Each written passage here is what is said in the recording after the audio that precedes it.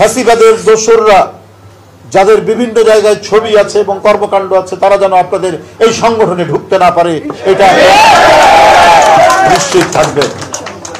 বৃহত্তর আদর্শের জন্য লড়াই করেছে।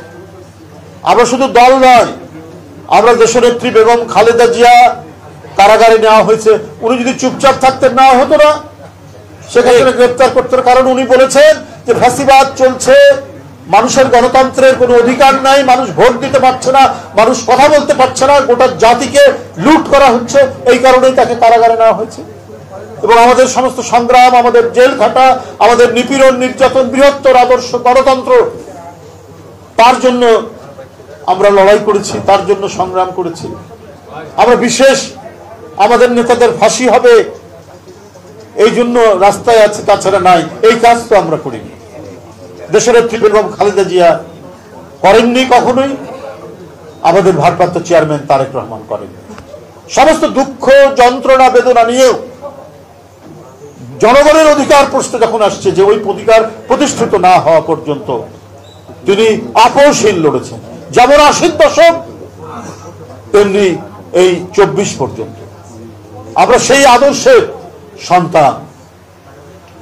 জিয়াউর রহমান যে বহুদলীয় গণতন্ত্র, সেই পতাকা যিনি বহন করেছেন অত্যন্ত শক্তভাবে, দৃঢ়তার সাথে সকল নিপীড়নকে সহ্য করে, তিনি হলেন গণতন্ত্রের মা দেশনেত্রী বেগম খালেদা।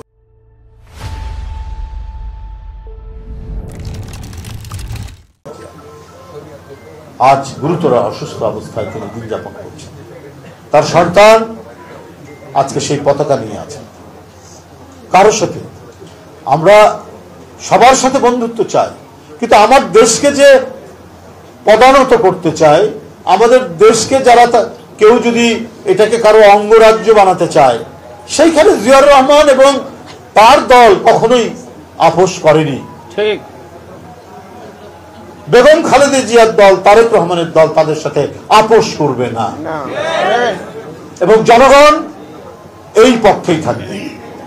যারা আপোষহীন ভাবে রাজনীতি করেছে আদর্শের জন্য, সত্যের জন্য, তারাই টিকবে। যারা বিভিন্নভাবে ভণ্ডামি করেছেন, ছাত্রলীগের নেতা সেজে ক্যাম্পাসে অবস্থান করে হেলমেট পরে গণতান্ত্রিক কর্মী, ছাত্রদল সহ অন্যদেরকে আঘাত করেছেন, আবার শেখ হাসিনার পতনের পর আসল রূপ নিয়ে যারা ছাত্র শিবির হয়ে গেলেন, এই যে ঘটনা, এই ঘটনা আপনার জনগণের কাছে উন্মোচিত হচ্ছে। বন্ধুরা, অত্যন্ত গোপনে তারা প্রচার চালায় যে বিএনপি করে, কি বলে, যে চাঁদাবাজির সাথে যুক্ত। বৃহত্তর দল, পৃথিবীর সব দেশেই কেউ না কেউ দুষ্ট চক্র থাকতে পারে, এই চক্র নানা ধরনের কাজ করতে পারে। তো দল যদি এটাকে নীরবে সহ্য করে যায়, তাহলে তখন দলের দোষ। আর দল যদি তার বিরুদ্ধে ব্যবস্থা নেয়, তাহলে দল সঠিক পথে আছে।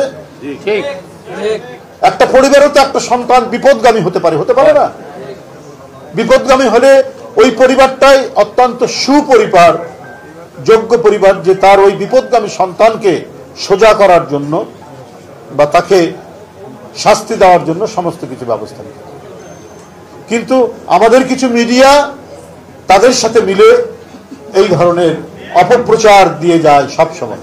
কিন্তু আজকে যারা এই কথাগুলো বলেন, তাদের তো আমরা অহরহই পাচ্ছি। এই যেমন ধরেন পিরোজপুরের ইন্দুরকান্দিতে জামাতের নেতাকে জামাত বহিষ্কার করছে, অভিযোগ ধর্ষণ মামলা। এক মামলা থেকে অব্যাহতি দিতে চাঁদা দাবি, জামাত নেতা বহিষ্কার, এটা প্রতিদিনের বাংলাদেশে উঠেছে। মিরেশ্বরে অবৈধ বালু উত্তোলনের দায়ে জামাতের 2 কর্মী বহিষ্কার। ছাত্রীদের যৌন নির্যাতনের অভিযোগে জামাতের নেতা বহিষ্কার। জামাতের রুকনকে দল থেকে বহিষ্কার, এটা হলো সাময়িক বরখাস্ত। ফেনী আলিয়া কামিল মাদ্রাসার অধ্যক্ষ মাওলানা মাহমুদুল হাসানকে মামলা থেকে অব্যাহতি দেওয়ার আশ্বাসে, তিনি হয়তো ছিল, অন্য কোনো মামলায় জড়িত ছিল, চাঁদা দাবির অভিযোগ করছে। এটা এগুলো সমস্ত পত্রিকায় মানে প্রধান প্রধান লিডিং পত্রিকায় এইগুলো এসছে, আমি 2-3টা বললাম। তাহলে দলের 2-1টা বিপদগামী কর্মীরাই কাজ করতে পারে, বিএনপির জামাতেরও আছে, তো সেই কথাটা কেন হাইলাইট হয়নি? ধর্ষণ মামলা থেকে শুরু করে নারীকে নির্যাতন এবং মুক্তিযোদ্ধা, কুমিল্লার 14 গ্রামের মুক্তিযোদ্ধাকে লাথি মেরে তাকে লাঞ্ছিত করেছে এই জামাত কর্মীরা, এই কথাগুলো কেন হাইলাইট হয়নি? পত্রিকা কিছু পত্রিকা বলবো যে এটাকে অত্যন্ত কৌশলে ঢেকে রেখে বিএনপির উপর চাপিয়ে দেওয়ার চেষ্টা করে, কারণ সরকারের একটা বিরাট অংশ এদেরকে প্যাট্রোনাইজ করছে। 16টা বিশ্ববিদ্যালয় জামাতের ভাইস চ্যান্সেলর হয় কি করে, এবং তার ফলাফল আমরা দেখতে পাচ্ছি এই নির্বাচনের মধ্যে।